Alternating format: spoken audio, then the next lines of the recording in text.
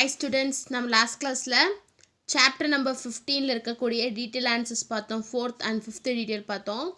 இன்னைக்கு இந்த வீடியோ கிளாஸ்ல என்ன பார்க்க போறோம்னா chapter number 16 unit 16ல அந்த chapter பேர் என்னன்னு பார்த்தீங்கன்னா plant and animal hormones. இந்த chapterல இருக்கக்கூடிய detail answer தான் இன்னைக்கு கிளாஸ்ல நம்ம பார்க்க போறோம். ஸோ இந்த சாப்டர் எதை பற்றினதுன்னு பார்த்தீங்கன்னா ஹார்மோன்ஸ் பிளான்ட் அண்ட் அனிமல்ஸ் இருக்கக்கூடிய ஹார்மோன்ஸை பற்றினது.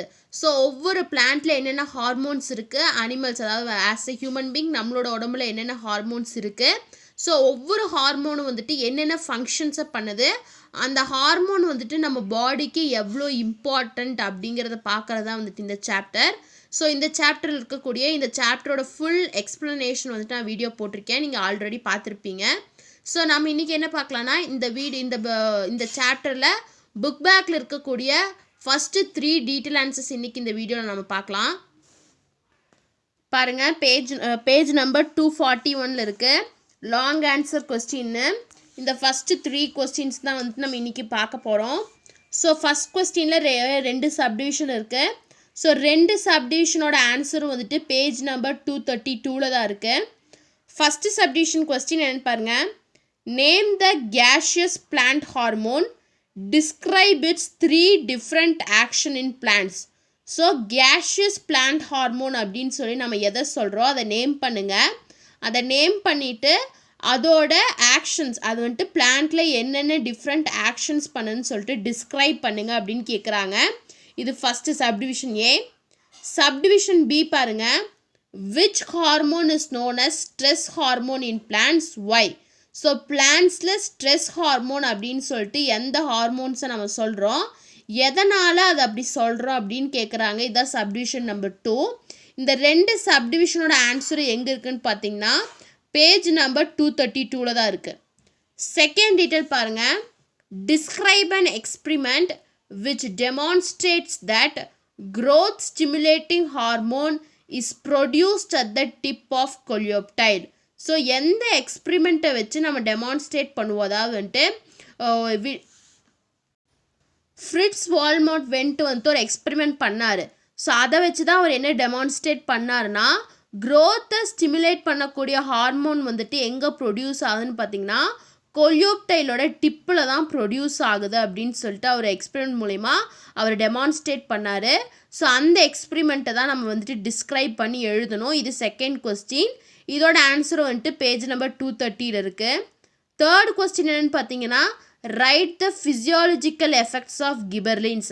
ஸோ பிளான்ட்டில் இருக்கக்கூடிய ஹார்மோனில் ஒரு ஹார்மோன் பேர் தான் வந்துட்டு கிபர்லின்ஸ். அந்த கிபர்லின்ஸோட ஃபிசியாலஜிக்கல் எஃபெக்ட், அது என்னென்ன ஃபங்க்ஷன்ஸ் வந்துட்டு பண்ணுது அப்படின்னு சொல்லி எழுதுங்கன்னு கேட்குறாங்க. இதுதான் தேர்ட் கொஸ்டின். இந்த 3 கொஸ்டின் தான் நம்ம இன்றைக்கி கிளாஸில் பார்க்க போகிறோம். ஸோ ஃபஸ்ட்டு நம்ம ஃபஸ்ட் கொஸ்டின் பார்க்கலாம். Name the gaseous plant hormone. Describe its 3 different action in plants. இது first subdivision. Second one is which hormone is known as stress hormone in plants? Why? இந்த 2 சப்டிவிஷனையும் நம்ம இன்றைக்கி கிளாஸில் பார்க்கலாம். ஸோ இந்த first பார்க்கலாம். ஸோ பேஜ் நம்பர் 232 எடுத்துக்கோங்க. பாருங்கள், பேஜ் நம்பர் 232ல் எத்திலின் இருக்குல்ல. ஸோ gaseous plant hormone சொல்லிட்டு நம்ம எத்திலின் தான் சொல்கிறோம். ஸோ ஃபஸ்ட்டு நீங்கள் என்ன எழுதுறீங்கன்னா ஃபஸ்ட்டு சப்டிவிஷனோட answer ethylene is a gaseous plant hormone. So plant ஹார்மோனில் gaseous plant hormone நம்ம எதை சொல்கிறோன்னா எத்திலினை தான் சொல்கிறோம். ஸோ அதோட ரோல்ஸ், அதோட ஃபிசியாலஜிக்கல் எஃபெக்ட்ஸ் தான் அதோட ஃபங்க்ஷன்ஸ். ஸோ 5 இருக்குது, நான் 5 எக்ஸ்பிளைன் பண்ணிடுறேன், நீங்கள் வந்துட்டு ஏதாச்சும் 3 எழுதிக்கோங்க. ஸோ ஃபஸ்ட் என்னென்னா ethylene promotes the ripening of fruits. So ஃப்ரூட்டோட ரைப்பனிங், ஃப்ரூட் வந்துட்டு பழுக்கிறதுக்கு வந்துட்டு இந்த எத்திலின் யூஸ் பண்ணுவாங்க. ஸோ எத்திலின் தான் வந்துட்டு ஃப்ரூட்ஸ் வந்துட்டு ரைப்பாக இருக்குது, பிளான்ட்டில் இருக்கக்கூடிய ஃப்ரூட்ஸ் வந்துட்டு ரைப்பாக இருக்குது ஹெல்ப் பண்ணுது. எக்ஸாம்பிள் என்னென்னு பார்த்தீங்கன்னா tomato, apple, mango, banana extra. இந்த ஃப்ரூட்ஸ் மட்டும் இல்லை, நிறையா ஃப்ரூட்ஸ் பழுக்கிறதுக்கு வந்துட்டு இந்த எத்திலின் தான் காரணமாக இருக்குது பிளான்ட்ஸில். Next one is ethylene inhibits the elongation of stem and root in dicots. So dicot பிளான்ட்டோட ரூட் அண்ட் ஸ்டெம்மோட எலாங்கேஷனை வந்துட்டு எத்திலின் வந்துட்டு இன்ஹிபிட் பண்ணுது அப்படின்னு சொல்கிறாங்க. ஸோ இதான் second function. Third one is ethylene hastens the senescence of leaves on flowers. So senescence அப்படின்னா உதிர்றது. ஸோ லீவ்ஸ் அண்ட் ஃப்ளவர்ஸ் வந்துட்டு சீக்கிரமாக அந்த பிளான்ட்லேருந்து விழுகாமல் வந்துட்டு இந்த எத்திலீன் வந்துட்டு அந்த ப்ராசஸை வந்துட்டு தள்ளி வைக்கிறதா தான் சொல்கிறாங்க. Ethylene hastens the senescence of leaves and flowers. Fourth function என்னன்னு பார்த்தீங்கன்னா, it stimulates formation of abscission zone in leaves, flowers and fruits. So leaves and ஃப்ளவர்ஸில் வந்துட்டு என்ன பண்ணால் அப்சிஷன் ஜோனை வந்துட்டு ஃபார்ம் பண்ணுது. அப்சிஷன் ஜோன் அப்படின்னா அந்த லீஃப் வந்துட்டு சீக்கிரம் கட்டாகி விழுந்துற மாதிரி ஒரு லீஃபில் வந்துட்டு சின்ன மாதிரி நோடு மாதிரி இருக்கும்.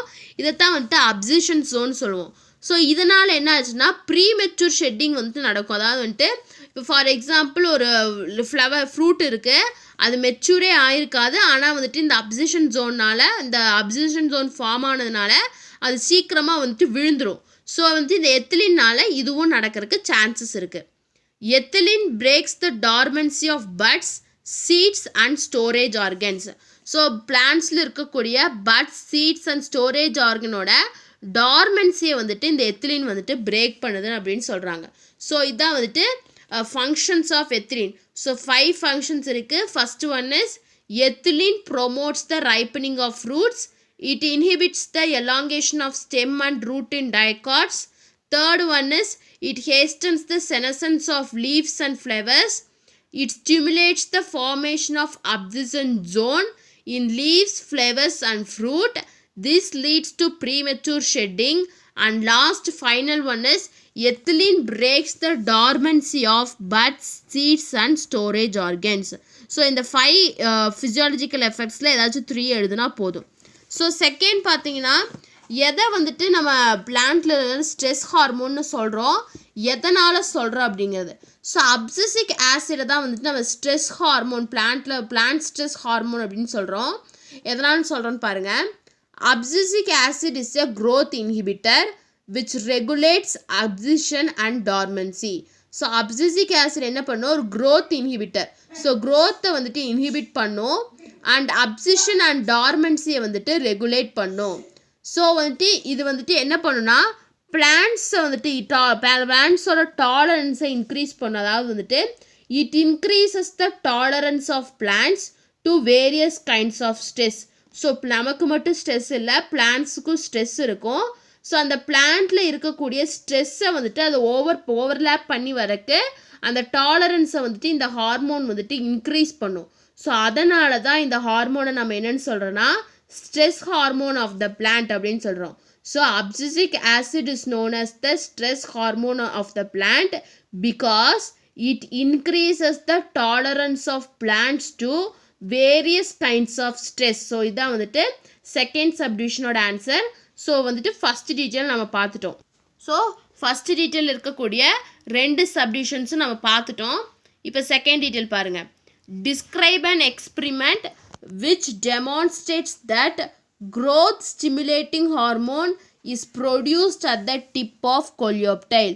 So coleoptile tipல தான் வந்துட்டு growth stimulating hormone வந்துட்டு ப்ரொடியூஸ் ஆகுறதுங்கிறத வந்துட்டு எக்ஸ்பெரிமெண்ட் மூலமா டெமான்ஸ்ட்ரேட் பண்ணி அதை டிஸ்கிரைப் பண்ணுங்க அப்படின்னு கேட்டிருக்காங்க. இதான் செகண்ட் கொஸ்டின். இந்த செகண்ட் கொஸ்டினோட ஆன்சர் எங்கே இருக்குன்னா பேஜ் நம்பர் 230 இருக்குது. பாருங்கள், பேஜ் நம்பர் 230 வெண்ட் எக்ஸ்பெரிமெண்ட்டில் இருக்குல்ல, அதுதான் வந்துட்டு இதோட ஆன்சர். ஃபஸ்ட்டு பாருங்கள், Fritz Warmolt went 1903 to 1990 a Dutch biologist demonstrated that existence and effect of auxin in plants. He did a series of experiments in Avina coleoptiles. Frits Warmolt Went அப்படிங்கிற வந்துட்டு ஒரு Dutch biologist. அவரோட life time தான் பார்த்தீங்கன்னா 1903 1990 வரைக்கும். அவர் என்ன demonstrate பண்ணார்னா auxin பிளான்ட்டில் இருக்கக்கூடிய ஆக்சின் ஹார்மோன் வந்துட்டு எப்படி எக்ஸிஸ்ட் ஆச்சு, அதோடைய எஃபெக்ட் என்ன அப்படின்னு சொல்லிட்டு அவர் டெமான்ஸ்ட்ரேட் பண்ணார். அதை டெமான்ஸ்ட்ரேட் பண்ணுறதுக்கு நிறைய எக்ஸ்பெரிமெண்ட் பண்ணார். எதுலன்னு பார்த்தீங்கன்னா அவினா கொலியோப்டைல்ஸ் அப்படிங்கிற பிளான்ட் ஸ்பீஷீஸில் வந்துட்டு அவர் வந்துட்டு சீரீஸ் ஆஃப் எக்ஸ்பெரிமெண்ட் பண்ணார். In his first experiment he removed the tips of the Avena coleoptile. So அவரோட ஃபர்ஸ்ட் எக்ஸ்பெரிமெண்ட்டில் என்ன பண்ணுறாருனா அவினா கொலியோப்டைல் அந்த பிளான்ட்டோட டிப்பை வந்துட்டு அவர் ரிமூவ் பண்ணிடுறாரு. The cut tips did not grow indicating that tips produced something essential for growth. So first எக்ஸ்பெரிமெண்ட்டில் அந்த கொல்லியோப்டைல் அவினா கொல்லியோப்டைல டிப்பை வந்துட்டு ரிமூவ் பண்ணிடுறாங்க. ஸோ அந்த டிப்பை ரிமூவ் பண்ணதுக்கப்புறம் எந்த விதமான க்ரோத்தும் இல்லை. ஸோ அதிலிருந்து அந்த என்ன இண்டிகேட் பண்ணுதுன்னா க்ரோத் பிளான்ட்டோட க்ரோத்துக்கு ஒரு முக்கியமான ஒரு காரணமான ஒன்று வந்துட்டு இந்த டிப்பில் வந்துட்டு ப்ரொடியூஸ் ஆகுது அப்படிங்கிறத வந்துட்டு இண்டிகேட் பண்ணுது. In his second experiment, he placed the agar blocks on the decapitated coleoptile tips. So second எக்ஸ்பெரிமெண்ட்டில் என்ன பண்ணுறாரு, அகர் பிளாக் அதாவது வந்துட்டு ஒரு ஜெல்லி லைக் சப்ஸ்டன்ஸ் மாதிரி இருக்கும். அந்த அகர் பிளாக்கை அந்த ரிமூவ் பண்ண பார்ட், ஸோ டிப்பை ரிமூவ் பண்ணி எடுத்துட்டாரு. ஸோ இங்கே கொண்டு வந்து அந்த அகர் பிளாக்கை வந்துட்டு அவர் பிளேஸ் பண்ணுறாரு. The coleoptile tips did not show any response. So அப்போவும் வந்துட்டு அந்த கொல்லியோப்டைல் டிப்ஸ் வந்துட்டு எந்த ஒரு ரெஸ்பான்ஸையும் காட்டலை. In his experiment he replaced the detached coleoptile tips on agar blocks. So அதுக்கப்புறம் என்ன பண்ணுறாருன்னா அவர் வந்துட்டு அந்த கட் பண்ணி எடுத்திருக்க அந்த கொல்லியோப்டைல் டிப்பை வந்துட்டு அந்த அகர் பிளாக் மேலே வைக்கிறாரு.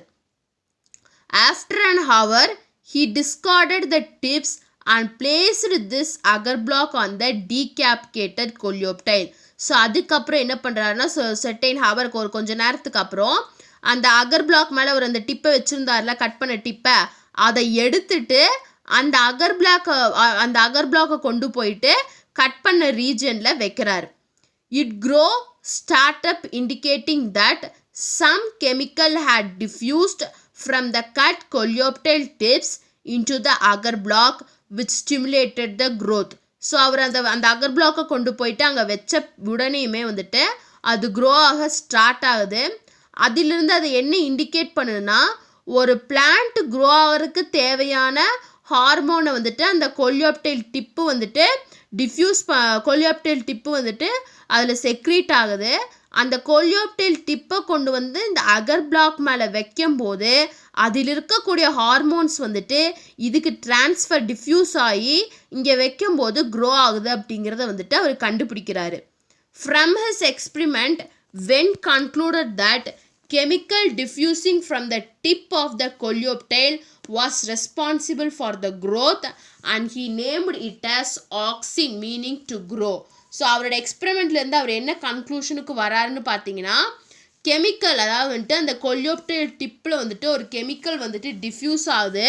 அதுதான் எதுக்கு காரணமாக இருக்குதுன்னு பார்த்தீங்கன்னா க்ரோத், வளர்ச்சிக்கு வந்துட்டு காரணமாக இருக்குது. ஸோ அதனால அந்த ஹார்மோன் பேர் என்னென்னு வைக்கிறாருன்னா ஆக்சின் அப்படின்னு வைக்கிறாரு. ஆக்சின் அப்படின்னா என்ன மீனிங் பார்த்தீங்கன்னா டு க்ரோ அப்படிங்கிறது மீனிங். ஸோ இதான் வந்துட்டு செகண்ட் டீட்டெயில். ஸோ வந்துட்டு இந்த டயக்ராம் கண்டிப்பாக போடணும். ஸோ இவர் எக்ஸ்பெரிமெண்ட் என்ன பண்ணுறாரு, ஃபஸ்ட் எக்ஸ்பெரிமெண்ட்டில் வந்துட்டு ஒரு கொல்லியோப்டைல் டிப்பை வந்துட்டு ரிமூவ் பண்ணி எடுத்துடுறாரு. ஸோ அந்த டிப்பை ரிமூவ் பண்ணதுக்கப்புறம் எந்த விதமான க்ரோத்தும் வந்துட்டு அங்கே இல்லை.